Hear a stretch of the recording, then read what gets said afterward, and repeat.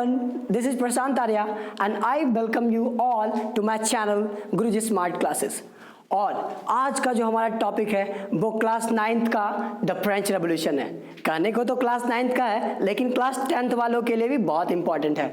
और मैं तो ऐसा कर रहा हूँ कि जो भी ये वीडियो देख रहे हैं पूरा देख लो, क्योंकि मैं हिस्ट्री में जो बताने जा रहा हूँ ना, बड़ा इंटरेस्टिंग तरीके से बता रहा हूँ इस बार। यानी कि फ्रेंच रेवोल्यूशन को हम समझेंगे इंसान के नेचर से मिला करके। यानी कि देखिए हिस्ट्री में क्या होता है ना अक्सर कि वो चीज़ें जो हम लोग समझ रहे हैं आज वो वैसी की वैसी ही हैं, जैसे पहले था आज भी वैसे ही है। जैसे देखिए मैं आपको समझाता हूँ रिवोल्यूशन का मतलब। सबसे पहले तो रिवोल्यूशन क्यों आता है, तो देखिए रिवोल्यूशन एक साइकिल होता है। Revolution is a cycle of repression then revolution. देखो भैया, जब जब भी रिप्रेशन होगा रिवोल्यूशन अपने आप हो जाएगा। यानी जब भी रिप्रेशन का मतलब होता है दबाना, कुचलना। इसको दूसरी भाषा में कह सकते हैं हम लोग exploitation. We can use this word also, exploitation for it. यानी जब भी समाज में शोषण हुआ है किसी भी वर्ग का, तो उस वर्ग ने क्या किया, रिवोल्यूशन किया। तो यहाँ पर आपको समझने वाली बात यह है कि किसके विरुद्ध में ये रिवोल्यूशन हुआ। तो देखिए समाज जो था फ्रेंच रेवोल्यूशन का, उसके विभाजन के कारण ये सब कुछ हुआ। मोनार्की, पहले क्या होता था कि राजा महाराजा जो होते थे उनके चरण वंदना करना, उनके हाथों को चूमना, ये सारा कुछ जो होता था वो नियम हुआ करता था पहले का। यूरोप की मैं बात कर रहा हूँ। यूरोप में राजशाही होती थी, राजा को भगवान का दर्जा दिया जाता था। आप क्लास 9th में ही पढ़ोगे रूसो, मॉन्टेस्क्यू और जॉन लॉके के बारे में, जिसमें जॉन लॉके ने बताया था कि किस तरीके से उन्होंने एक सिस्टम को डेवलप किया। देखिए सिस्टम क्या था, मैं आपको मोटा मोटी बताता हूँ। जैसे ब्राह्मण जैसे हमारे यहाँ होते थे ना, वैसे वहाँ होते थे प्रीस्ट होते थे। प्रीस्ट को हम लोग बिशप भी कह सकते हैं, और उनके साथ नन्स होते थे, और जो सबसे बड़े जो होते हैं उनको फादर को हम लोग पोप कहते थे, जो वेटिकन सिटी में रहते थे। तो ये था वहाँ का स्ट्रक्चर। तो पोप, बिशप, ये लोग क्या करते थे, कहानी बनाते थे। कहानी क्या बनाते थे कि ये जो राजा है इसे भगवान ने भेजा है और इसे पूरे समाज को शासन के लिए भेजा गया है। तो देखिए ये जो होता था इसको कहा जाता था डॉक्ट्राइन ऑफ डिवाइन। क्या कहा जाता था इसे? That was called doctrine of divine. ये जो डॉक्ट्राइन ऑफ डिवाइन जो था, इसको जॉन लॉके ने क्या कहा, इसका खंडन किया उसने। इसलिए खंडन किया क्योंकि ऐसा क्या है भाई कि आपको तो ठीक है भेजा, लेकिन आपके बच्चे को ही भेज दिया, आपके बच्चे के बच्चे को ही भेजा। यानी कि क्या आपके पूरी फैमिली को ही ये काम दिया गया। तो ये चीज को उन्होंने क्या किया, इसका विरोध किया। तो इस तरीके से पढ़े लिखे लोग आए। देखिए अब क्या हुआ, मैं आपको पूरी कहानी अब विस्तार से समझाता हूँ। देखिए क्या हुआ। फ्रांस में 1774 की बात है, 1774। चलिए यहाँ पर से ऑब्जेक्टिव क्वेश्चन आता है पहला कि सबसे पहले जो है वो राजा गद्दी पर कब बैठा और क्या नाम था उसका। तो राजा गद्दी पर बैठता 1774 में और उसका नाम था लुइस 16। क्या नाम था उसका? लुइस 16। उसके खानदान का नाम क्या था, कौन से डायनेस्टी से वो बिलोंग करता था? ही बिलोंग टू बर्बन डायनेस्टी। जैसा कि आपने उसका नाम सुना, क्या नाम था उसका? लुइस 16। तो लुइस 16 का फादर कौन होगा? लुइस 15। ठीक है, उसका दादा कौन होगा? लुइस 14। यानी कि इस तरीके से ये पूरा ये टाइटल हुआ करता था जो कि आगे तक ये फॉलो करते थे। जैसे अब मेरी ये ब्रिटेन का ले लीजिए, जेम्स 1, जेम्स 2, इस तरीके से फिर वो चलता रहता है इन लोगों का। तो ये लुइस 16 राजगद्दी पर बैठा 1774 में। कितना उम्र था उसका? He was just 20 years old. वो बस 20 साल का था। और उसकी शादी हुई थी मैरी एंटोइनेट के साथ। मैरी एंटोइनेट। और ये कौन थी? Who was she? ये एक ऑस्ट्रियन प्रिंसेस थी। देखिए मैं यहां से एक बात आपको क्लियर करा दूं एक बार फिर से। देखिए ये जितने भी यूरोप के राजा महाराजा थे, जितने भी यूरोप के राजा महाराजा थे ये सब एक दूसरे के साथ शादियों के संबंध से जुड़े होते थे। With the ties of marriages they were combined to each other, एक दूसरे की मदद भी किया करते थे वो। अगर फ्रांस पर कोई दिक्कत आती थी तो ऑस्ट्रियन शादी कर लिया अब इसने, तो इसके जो क्या बोलते हैं ससुर जी, हाँ वो क्या करेंगे, वो इसका हेल्प करेंगे हर समय पे। तो देखिए हुआ क्या था, फ्रांस लंबे समय से लगातार युद्ध कर रहा था। और देखिए एक बहुत बड़ी समस्या जो शुरू होती है, देखिए कब से, 1715 में फ्रांस की आबादी थी 23 मिलियन, ठीक है, जो 1789 आते आते तक हो गया 28 मिलियन, यानी कि 5 मिलियन का ये बहुत बड़ा ग्रोथ हुआ, ये बहुत तेजी से ये ग्रोथ हुआ। तो देखिए ये तो ग्रोथ यहाँ पर तेजी से जनसंख्या की हो रही थी, तनख्वाह उतने के उतना ही मिल रहा था सारे लोगों को, जो भी लोग थे उनको तनख्वाह में कोई बढ़ोतरी नहीं। फूड प्राइसेस धीरे धीरे बढ़ते चला जा रहा था, फूड प्राइसेस बढ़ते चला जा रहा था। और फूड प्राइसेस के बढ़ने के कारण से जो गरीब लोग जो थे, गरीब तबके के लोग थे, उनको भोजन मिल नहीं रहा था। और तो अब आप एक चीज सोचो, अगर आपको भोजन ना मिले तो क्या करोगे आप 2 काम करोगे, और कोई भी व्यक्ति दुनिया का हो वो यही 2 काम करेगा, या फिर वो इंतजार करे अपने मरने का कि मेरे को मौत आ जाए बस मैं मर जाऊं, या दूसरा काम वो करेगा क्या कि रोटी को पाने के लिए वो संघर्ष करेगा। He will struggle to get that bread. देखिए ये कारण था कि इतनी बड़ी जनसंख्या बढ़ तो गई लेकिन उसके पास खाने को कुछ नहीं थी। तो जा करके उनको एक मिला क्या, उनको एक नेता मिला। तो नेता एक नहीं मिला, ग्रुप ऑफ पीपल मिले। अब वो ग्रुप ऑफ पीपल कौन थे मैं आपको बता रहा हूं। देखिए इस दौरान लेट 18th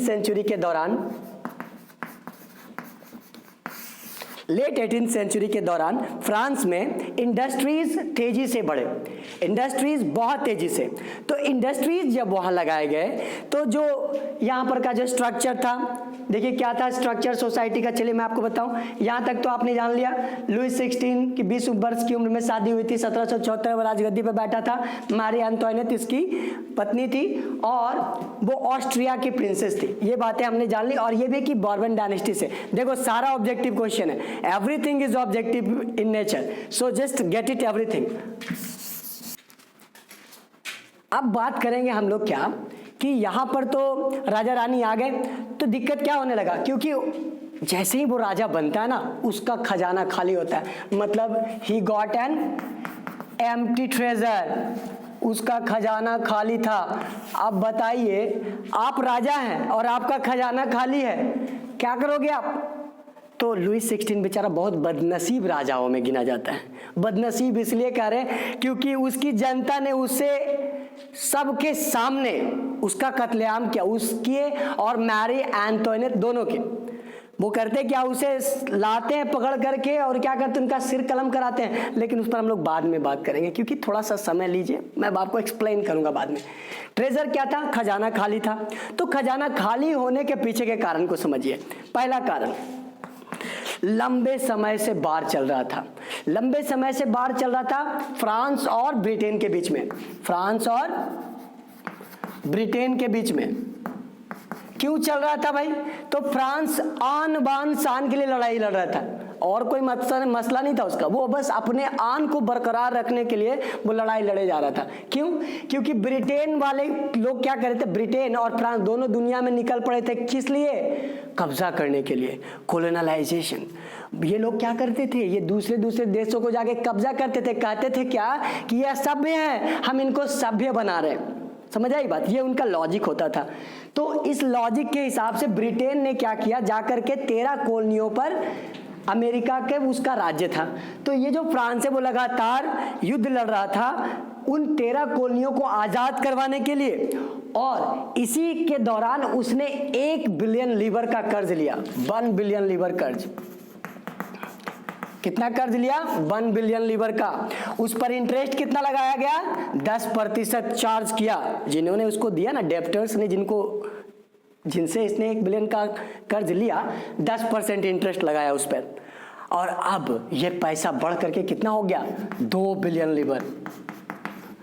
और यहाँ पे लीवर जो है वो क्या है बच्चा, लीवर जो है ये यूनिट है, करेंसी है। ये लीवर क्या है, लीवर के बारे में बता रहा मैं आपको।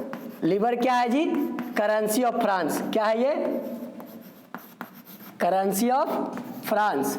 लेकिन 1794 के बाद इसका इस्तेमाल होना बंद हो जाता है, डिसकंटिन्यूड। यहां पर 1794 में क्या होता है, ये डिसकंटिन्यूड, मतलब कि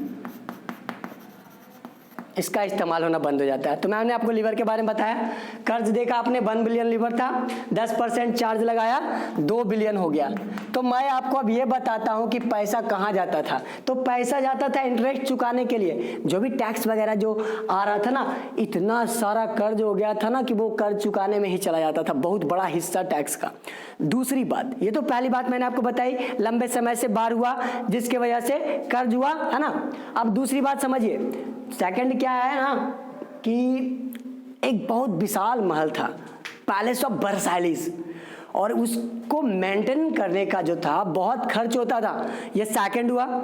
अब तीसरा देखिए, यूनिवर्सिटीज थे, स्कूल्स थे, कॉलेजेस थे, सैलरी देना था आर्मी का, ये सब चीज पे खर्च होता था। तो इतना सारा खर्च था वहां पे, इसीलिए उसका खजाना में बहुत सारा पैसा होना चाहिए था, खाली था। लेकिन तो उसने क्या किया, अब उसने खजाना को भरने के लिए क्या किया, तो चलिए उससे पहले मैं आपको एक स्थिति बताऊं। फ्रेंच सोसाइटी देखिए कैसे बटा हुआ था, first state, second state, third state. पहला दूसरा जो स्टेट था उसको पैदा होते के साथ ही प्रिविलेजेस मिलता था। They are born with privileges, born with privileges, पहला पॉइंट।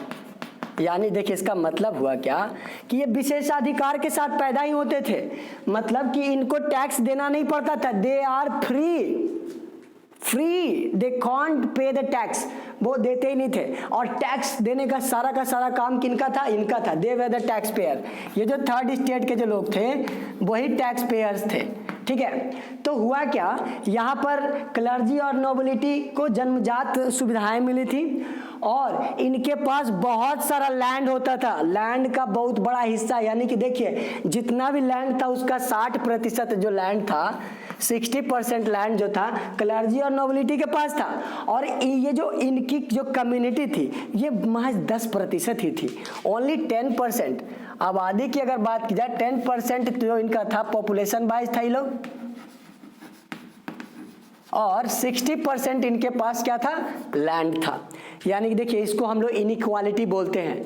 तो ये जो इनइक्वालिटी था इसके वजह से भी बहुत सारी समस्याएं उत्पन्न होती थी। ये जो थर्ड स्टेट के लोग थे ये टैक्स देते थे, और इनसे टैक्स जो मन करता था वो, देखिए आप हम लोग 2 तरह के टैक्सेस को पढ़ेंगे, एक है तीथ्स और दूसरा है ताइले।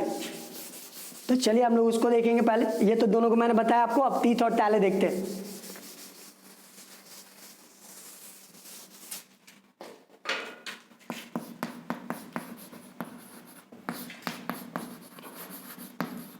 दोनों को मैं आपको कंबाइन करके बता रहा हूं इस तरीके से ताकि आपको आसानी हो।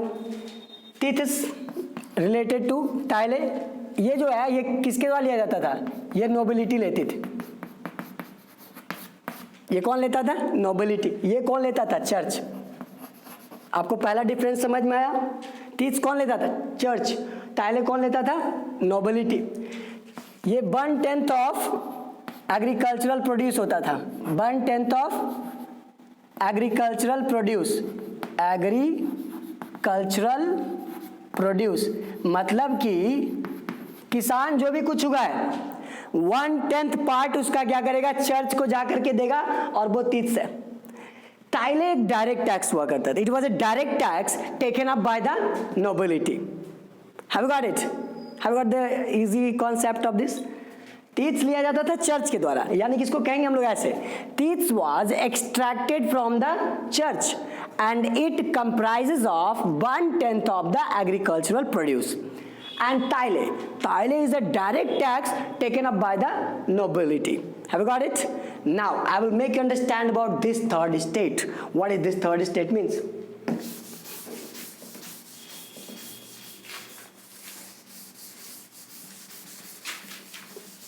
हमने कितना परसेंट लैंड छोड़ा था इसके लिए, 40%।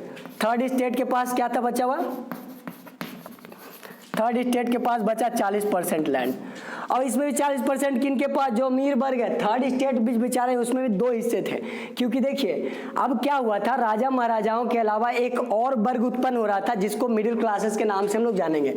दे were considered middle classes. Middle classes इनको इसलिए कहते हैं, इनको न्यू मिडिल क्लासेस कहा जाता था बहुत जगह पे, इसलिए न्यू मिडिल क्लासेस कहा जाता था क्योंकि ये मिडिल क्लासेस जो होते थे ये लगातार क्या करते थे, ये तरक्की किए जा रहे थे, ये ग्रोथ कर रहे थे तेजी से, क्योंकि इंडस्ट्रियां बढ़ रही थी और इंडस्ट्रीज के साथ साथ ये भी बढ़ रहे थे। तो थर्ड स्टेट के जो लोग होते थे इन्होंने रेवोल्यूशन किया और उनमें जो पढ़े लिखे वर्ग के लोग थे उन्होंने रेवोल्यूशन किया, लेकिन वो आवाज किसके बने, वो आवाज बने गरीब कुचले हुए लोगों के की आवाज बने वो, क्योंकि उनके जो बाल बच्चे थे वो पढ़ाई कर रहे थे, फिर पढ़ाई करने के बाद उनको समझ आया, वो लॉजिक करने लगे, वो तर्क करने लगे कि देखो ये सही है ये गलत है, आपको किसी भी व्यक्ति को जन्मजात विशेषाधिकार नहीं मिलना चाहिए, इस तरह की बातों पर वो क्या करने लगे, बहस करने लगे, लिखने लगे। समझ आई बात? तो लिखना और बहस करना ये इंसान के ग्रोथ को दर्शाता है। अगर आप लगातार जो भी कुछ आप पर अत्याचार और आप उसे सहते चले जाओगे तो ये एक और भी बुरा चीज है। कहा जाता है ना, अत्याचार करने से बड़ा होता है वो सहने वाला, बुरा होता है वो। तो थर्ड स्टेट को एक आवाज मिली और उसने वो आगे बढ़े। अब मैं आपको समझाता हूं सबसिस्टेंस क्राइसिस कि वो जो शुरू का जो हिस्सा आपने देखा था ना, बास्टिले का किला जो जलाया जा रहा था, वो क्यों जला था, मैं आपको उसका रीजन बताऊं। लेकिन ये टर्म क्या है, सबसिस्टेंस क्राइसिस, ये बड़ा इंपॉर्टेंट है, अक्सर सवाल पूछ दिया जाता है। तो सबसिस्टेंस क्राइसिस देखिए, आपको 1715 याद रखना है, फिर आपको 1789 याद रखना है। 1715 में 23 मिलियन यहाँ की आबादी थी फ्रांस की, और जो बढ़ करके 89 में 28 मिलियन हो गया। यहाँ पे बहुत तेजी से सब कुछ बढ़ा, तो यहाँ पर तेजी से बढ़ा, लेकिन फूड सोर्सेज नहीं बढ़े, पाव रोटी के दाम बढ़ते चले गए। देखिए वहाँ पे पाव रोटी मतलब वहाँ पे बेकरी हुआ करती थी फ्रांस में, जो पाव रोटी बनाती थी और बेचा करती थी, मतलब वहाँ पे घर भर में बनाने का कोई सिस्टम नहीं था। वो पाव रोटी लोग जाकर के पाव रोटी के दुकानों पे जाकर लाइन लगा देते थे, लंबा लंबा लाइन, और उसका दाम बढ़ने लगा, बहुत तेजी से बढ़ने लगा। तो क्या किया लोगों ने दुकानें लूटी, और तो और जब टैक्स वगैरह जो नया ये जो था ना, लुई 16 इसने नए टैक्सेस लाए, यहाँ तक कि टोबैको के ऊपर टैक्स लगाया, सॉल्ट के ऊपर टैक्स लगाया, मतलब डेली के इस्तेमाल होने वाली चीज़ों के ऊपर भी टैक्स लगा दिया इसने, जिससे लोग बहुत गुस्सा हो गए कि एक तो इतना सारा टैक्स दे रहे, टिप्स दे रहे, तायले दे रहे, और उसके बावजूद भी अभी अलग अलग तरीके से टैक्स, ये डेली खाने पीने का चीज़ पे टैक्स लगाना, तो इससे लोग बहुत गुस्सा हो गए। और राजा जिसके हाथ चूमा करते थे ना वे लोग, राजा बहुत ऊंचा पद हुआ करता था पहले यूरोपियन कंट्रीज में, उसका बहुत सम्मान होता था। राजा अगर कह दे कि जाओ इसका मतलब तुम ये करो वो करो, वो ऑर्डर बहुत ही जरूरी होता था मानना सबके लिए। लेकिन यहाँ पर जब कहते ना कि पेट में आग लगती है तो लोग कुछ नहीं सुनते, वही काम यहाँ पे हुआ। लोगों का भूख बढ़ गया, इतने सारे लोग भूखे। तो देखिए इसका प्रोसेस मैं आपको बताता हूँ क्या हुआ। सबसे पहले एग्रीकल्चरल प्रोड्यूस ड्राउट हुए, हेल्स हुए, मतलब कि सूखा पड़ा, कहीं कहीं पे ओले पड़े, जिससे कि फसलें तबाह हो गई। एक तो आबादी ज़्यादा और ऊपर से फसलें खराब, तो अचानक से बहुत तेजी से high rising prices of food occurred in the France, जिसके कारण से वहाँ पे 2 चीज़ें हुई। एक हुआ ये कि फूड एपिडेमिक फैला, महामारी फैल गई, जो लोग नहीं खा पी रहे थे उनके शरीर कमजोर हुए, किसी तरह के वो बाहरी एजेंट से वो आकर के वो इन्फ्लुएंस हुए और वहाँ पे महामारी फैली। और दूसरा क्या हुआ कि वहाँ पे फूड रायोट्स होने लगे। तो 2 चीज़ें, सबसे पहले क्या हुआ, राइजिंग फूड प्राइसेस, तो फूड प्राइसेस बढ़ा तो क्या हुआ, 2 कारण हुए, एपिडेमिक हुए, और दूसरा कारण क्या था आपका वो फूड रायोट्स, दंगे होने लगे फूड के लिए। तो देखिए इस तरीके से भी लोगों की जाने गई, इधर से भी लोगों की जाने गई, यानी कि हम लोग ऐसा कहें तो फ्रांस में महामारी का दौर था ये।